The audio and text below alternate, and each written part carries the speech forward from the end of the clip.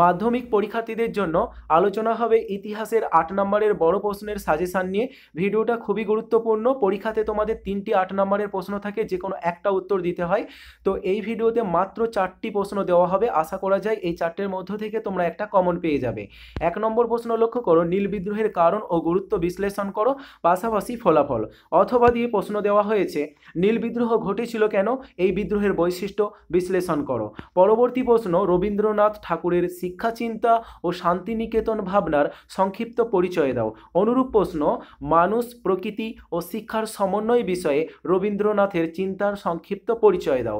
পরবর্তী 3 নম্বর প্রশ্ন, শিক্ষা বিস্তারে প্রাচ্যবাদী ও পাশ্চাত্যবাদী বিতর্ক কি।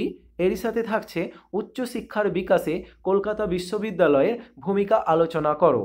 পরবর্তী প্রশ্ন, বাংলার নবজাগরণের বৈশিষ্ট্যগুলি আলোচনা করো, অথবা 19 শতকে বাংলার নবজাগরণের প্রকৃতি বা চরিত্র আলোচনা করো।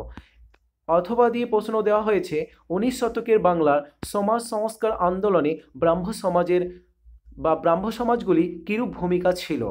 তো মোটামুটি এই 4টি প্রশ্ন আলোচনা হলো। শেষ মুহূর্তের জন্য এই 4টে প্রশ্ন প্রত্যেকেই খুব ভালোভাবে প্র্যাকটিস করে যাবে।